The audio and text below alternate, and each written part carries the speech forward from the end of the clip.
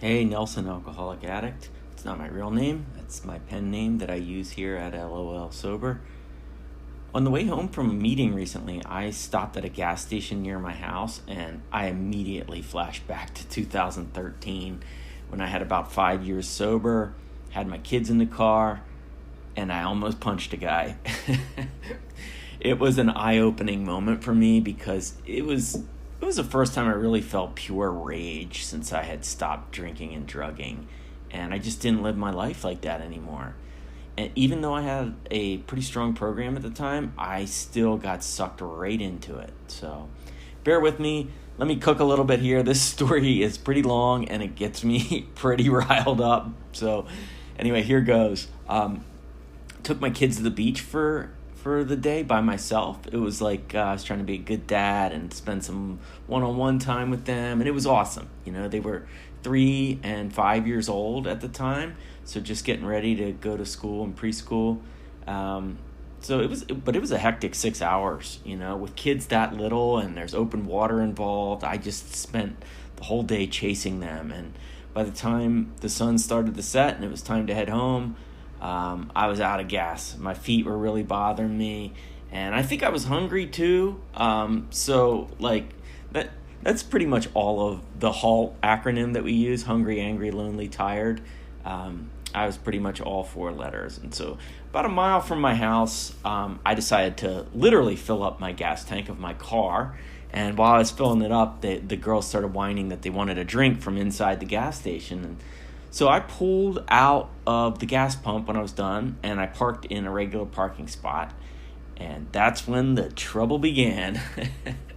My 5-year-old, she threw open her car door, and it dinged the car beside us, which I think was a Nissan Sentra. And I looked and saw that the door had left a mark. And, the old addict part of me was like, okay, let's close the door. Let's get in the store. Let's act like nothing happened. Maybe nobody will notice.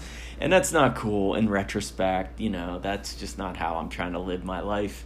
I stopped trying to I don't want to be somebody that's good at cover-ups. I just don't. I used to be. I don't want to be that guy anymore.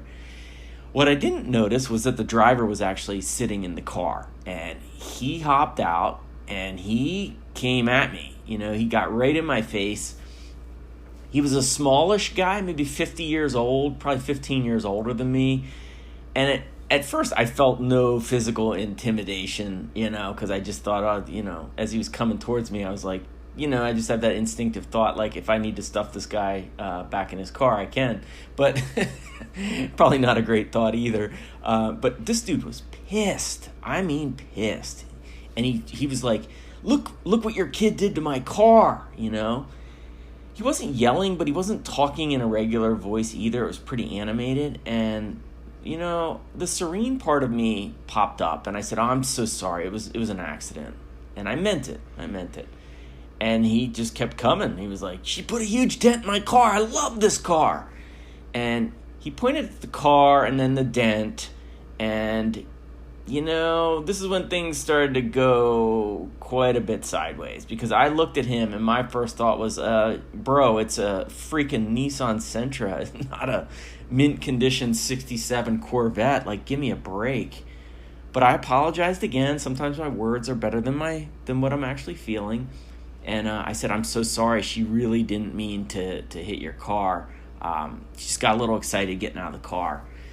And the guy was like, he was shaking his head. He was livid. And he got really close to my daughter's window. And I'll never forget her. She was like kind of hiding, but peeking her eyes up to see, what was happening outside this car door. She really felt like kind of, I guess, ashamed that she had banged this guy's car door. And this dude, he just was like, she needs to learn not to be so reckless. She could really cause problems with that sort of behavior. And so now I'm just like, okay, my back is going up. I grew up, not knowing how to navigate these situations other than fighting. And so I always fight. And my fists started to ball up. And I said, listen, man, I'm not sure what to tell you other than we're really sorry. I will take your information and I can pay for the damage. And he cut me off. He was like, you absolutely will pay for destroying my car door. And he was like waving his hands around near my daughter's window. And my serenity was gone. I was like, destroying your car door. And that's when, I don't know if you remember the song from Danzig in the late 80s, early 90s, Mother. But I don't know why this came into my head. I've never said it before or since then. But I looked at the guy and I said, if you yell at me or my daughter one more time, you are going to find hell with me. And I started moving toward him. I just was ready to fight, and he started backing up. And I must have looked, sometimes you can see a look in somebody else's eyes that you're like, oh, I must look terrifying right now. So he dialed it down. He moved a few steps away, and but I kept moving towards him, and he put his hands up like, hey, whoa. Like, I don't want this to escalate any further. I was really out of line. Like, it's not cool to try to intimidate me or my kids, but I should have just let the guy blow off some steam. Probably would have de-escalated on its own. The good news about sobriety is I have a much better radar for my own behaviors now, so I caught myself relatively close to the moment and was able to course correct. And guess what? I need to not be in fistfights at all costs, especially when my kids are sitting there watching. And so it's not great that I came close that day, but I am proud that my temperature dropped a few degrees anyway, pretty quickly. And so we exchanged information, and he eventually drove off. I still, to this day, thought he'd made way too much of it, and I didn't love how shaken up my daughter was. I will always protect my kids. But I was able to talk her through it. I told her we got to be careful with car doors, but that no big deal. We're going to move on. I was going to take care of it. That the guy, was maybe being a little bit of a jerk, but we're going to move on. And we did. Well, I don't know. The kids moved on. The next week, I connected with the guy, and he had gotten 3 estimates for the ding in his car door. And he told me one was for $600, one was for $1,000, and one was for $1,100.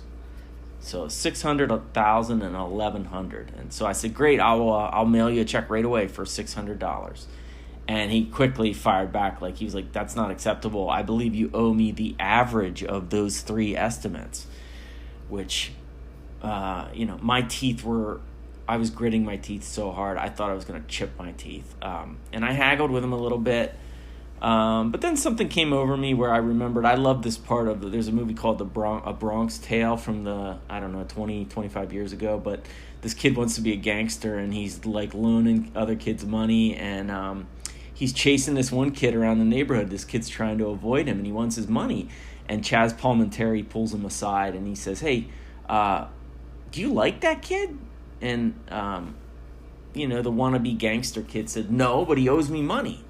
And Chaz Palminteri says to him, hey, look at it this way. You got a kid you don't really like who is now out of your life forever for $20. And I always think about that sometimes, when my pride is getting all wrapped up in something where I could just take a little bit of a loss and move forward in life and put it behind me. So I sent the guy $900, and sure enough, I never heard from him again.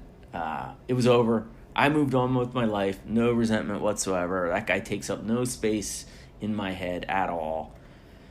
All right, I'm totally full of shit. I still think that guy has an extremely punchable face, and what kind of dolt gets 3 estimates on a car dent on a freaking Nissan Sentra?